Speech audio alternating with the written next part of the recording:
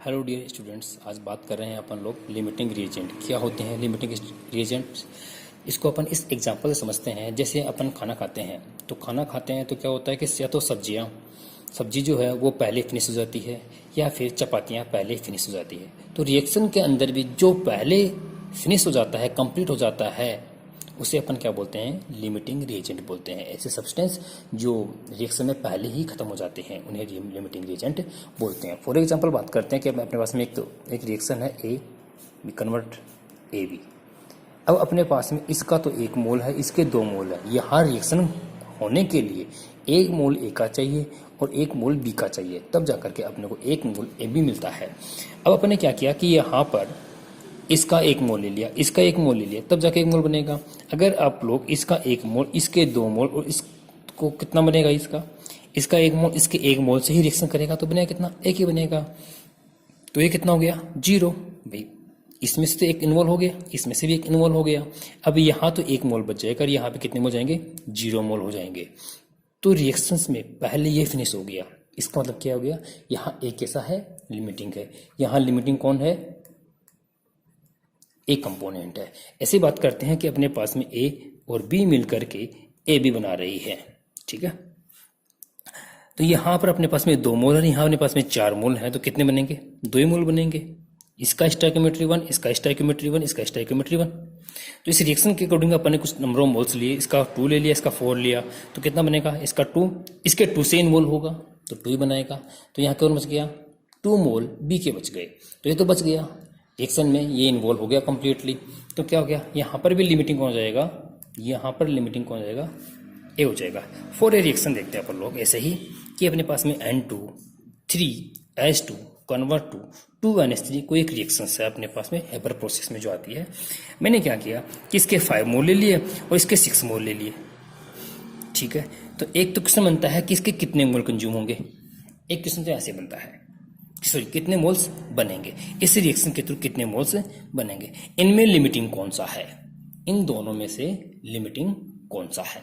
तो अपन यहाँ ऐसे कह सकते हैं कि एक N2 रिएक्ट कर रहा है 3H2 से, तो 5N2 रिएक्ट करेगा, ठीक है। 3 इंटू 5 मतलब 15 से, कितने से करेगा? 15 से। पर यहाँ अपने पास नंबर ऑफ मोल्स कितने हैं? 6 ही हैं। 1 डाई नाइट्रोजन जो है वो 3 डाई हाइड्रोजन से रिएक्ट हो रहा है, तब जाकर के अपने को 2NH3 मिलता है।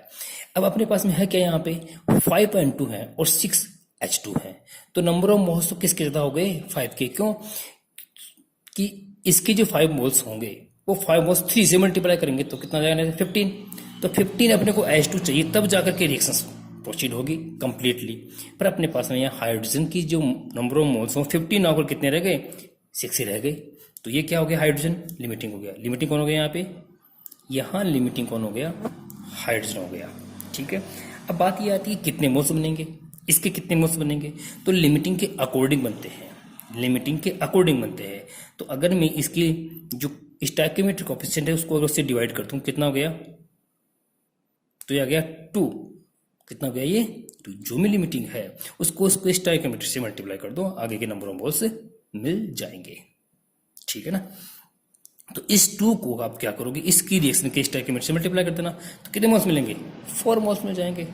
2 तो ये थे, आपके पास नंबर ऑफ मोल कितने आ गए? 2 आ गए। इस 2 को, उस कोएफिशिएंट को, जो भी लिमिटिंग रिएजेंट है उसको लिमिटिंग रिएजेंट के स्टोइकियोमेट्री से डिवाइड कर दो, तो कोई कोएफिशिएंट वैल्यू आएगी। उस कोएफिशिएंट वैल्यू को किसी प्रोडक्ट के स्टोइकियोमेट्रिक कोएफिशिएंट से मल्टीप्लाई कर दो, आपके उतने नंबर ऑफ मोल्स फॉर्म होंगे। ऐसे ही नेक्स्ट एग्जांपल है आपके पास में कि आपके पास में H2 और O2 जब रिएक्शन करते हैं तो क्या बना के देते हैं अपने को? H2O। H2O बनता है। रिएक्शन को बैलेंस करने के लिए आप यहाँ पे 2 लगा देते हो, तो यहाँ कितना लगेगा आपके पास में? 2 लग जाएगा। क्लियर? ये अपने पास में क्या हो गया? एक सिंपल सी रिएक्शन बन जाती है। अब मैंने ऐसे कह दिया कि मेरे पास में इसके 6 मोल्स हैं। कितने मोल्स हैं इसके? 6 मोल्स हैं।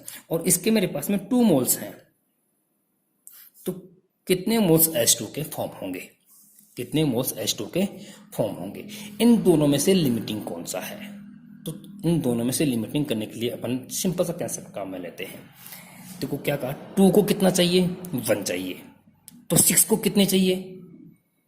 भाई 2 कितना चाहिए 1, तो 1 के लिए कितना हो जाएगा 1/2, तो 6 के लिए कितना हो जाएगा 3, तो इसके 3 मोल चाहिए थे, है कितने 2 मोल है कितने ने इसमें 2 मोल, तो कम रह गए, इसका मतलब क्या हो गया लिमिटिंग हो गया, क्या हो गया लिमिटिंग हो गया। इसी लिमिटिंग रीजन के अकॉर्डिंग क्या निकालेंगे अपन लोग नंबर ऑफ मोल्स निकालेंगे। इसका स्टोइकियोमेट्री कितना है 1 है, तो इस 2 को अपन 1 से डिवाइड कर देंगे, कोई वैल्यू मिलेगी अपने को 2, कोई वैल्यू मिलेगी अपने को कितनी मिलेगी 2 मिल जाएगी, उस 2 को अपने इस कोएफिशिएंट से मल्टीप्लाई करना है, कितना हो गया 4, कितना हो जाएगा 4, तो यहाँ पर कितने वाटर मॉलिक्यूल के मिलेंगे 4 वाटर मॉलिक्यूल के मिल जाएंगे। नेक्स्ट ऐसे ही आप बहुत सारे केस कैलकुलेट कर सकते हो, यहाँ से आप जैसे नंबर ऑफ मोल्स मिल गए तो कितना ग्राम H2 बना, कितने ग्राम की रिक्वायरमेंट ऑक्सीजन की होगी, ठीक है। फॉर एग्जाम्पल ऐसा अपन एक केस को लेते हैं जिससे अपने पास में अच्छा एग्जाम्पल है हेबर प्रोसेस वाला 3H2 + N2 convert to 2NH3। इसकी बात करें तो इस हाइड्रोजन का मास कितना होता है 1, तो 2 का कितना मोलर मास कितना हो गया 2, तो टोटल मास कितना हो गया 6, इसका कितना हो जाएगा ऐसे 28, इसका कितना हो जाएगा 34 टोटल मास हो जाएगा कि 6 ग्राम हाइड्रोजन 28 ग्राम N2 से रिएक्ट होकर के 34 ग्राम यूरिया देता है, अमोनिया देता है। अगर मैं इसका 8 ग्राम देता हूँ, अगर मैं इसका 8 ग्राम लेता हूँ तो ये 8 ग्राम कितने से रिएक्ट होगा, इस प्रकार के क्वेश्चन आते हैं। या इसका कोई अमाउंट दे देगा, इसका अमाउंट दे देगा, इसका अमाउंट आप लोगों से पूछ लेगा, ठीक है। ऐसा नहीं कि मैंने आपको इसका 8 दे दिया इसका 10 दे दिया, आप दोनों क्या करोगे मास ऑफ कंजर्वेशन लगा करके 18 ग्राम निकाल दोगे, ऐसा नहीं। वो रिएक्शन का स्टोइकियोमेट्री भी फॉलो होना चाहिए, तब जाकर के आता है। मास कंजर्वेशन ये कहता है कि अगर यहाँ रिएक्ट होने वाले जो कंपोनेंट हैं अगर उनका मास है, अगर उनके मास का समेशन किया जाए तो वो प्रोडक्ट के मास के इक्वल आता है, या प्रोडक्ट का मास इन दोनों के मास के इक्वल आता है, ये बात होती है। परंतु उसमें उसका स्टोइकियोमेट्री भी फॉलो होना चाहिए, ध्यान रखना स्टोइकियोमेट्री अगर फॉलो नहीं होगा तो रिएक्शंस फॉलो नहीं होगी। इसीलिए अपन लिमिटिंग रीजन पढ़ा करते हैं जो अपने को मास ऑफ कंजर्वेशन के ऊपर डिपेंडेंसी को बताता है, क्लियर, ध्यान रहेगा। नेक्स्ट बात ये है कि अगर मान लो कि आपके पास कोई क्वेश्चन आ जाए कि मैंने इसे कह दिया कि 3H2 + N2 convert to 2NH3, for example है, बेसिक एग्जाम्पल है, वेरी इंपॉर्टेंट है। अगर आपको ऐसे कह दे कि ये अमाउंट गिवन है, जिससे मान लिया कि मैंने इसके अमाउंट दिया 3 मोल, इसके 1 मोल और इसके 2 मोल दे दिए मैंने, और मैंने इसे कह दिया कि इसके मेरे पास में 10 मोल हैं और मेरे पास में 20 मोल्स मिल रहे हैं, मेरे पास में कितने हैं 10 मोल्स हैं और इसके 20 मोल्स मिल रहे हैं, तो इसका अमाउंट कितना होगा।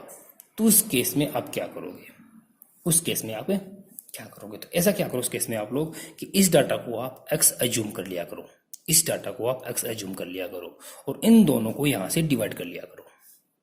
जिससे कैसा हो गया ये 1/, ये कितना जगह इसमें 1/x = 2/20, ठीक है। तो कितना हो गया ये 10, तो इसको इधर लेके आ जाओ, कितना हो जाएगा 10 मोल्स, कितना हो जाएगा ये 10 मोल्स, क्लियर। रिपीट करता हूं मैं एक बार, ऐसे इसी एग्जाम को दोबारा लेकर के, अपने पास में N2 3H2 और 2NH3 का केस है, इनमें से किसी भी स्पीसीज को अननोन कर सकता है। ध्यान रखना जो भी डाटा गिवन हो उसको आप क्या रखोगे इस क्राइटेरिया पे रखोगे, और जो दे रखा है रिएक्शन में, जैसे इसका 1 मोल है, इसका 3 मोल है, इसका 2 मोल्स है, मोल दे रखा हो तो मोल के रेस्पेक्ट में, वॉल्यूम दे रखा हो तो वॉल्यूम के रेस्पेक्ट में रखना है, और नंबर ऑफ पार्टिकल दे रखा है तो नंबर ऑफ पार्टिकल के रेस्पेक्ट में रखना है, या मास दे रखा तो मास के रेस्पेक्ट में रखना है। मैं इसको तीनों टाइप से करवा देता हूँ, इसको मैं फर्स्ट टाइप ले लेता हूँ। क्या कहता है मेरे को, यहाँ ऐसे कहता है कि मेरे पास में 0.5 मोल डाई नाइट्रोजन है, तो इसको रिएक्ट करने के लिए कितना हाइड्रोजन चाहिए, कितना हाइड्रोजन चाहिए, या ऐसे कहते हैं कि इससे कितने अमोनिया बनेंगे, क्लियर है।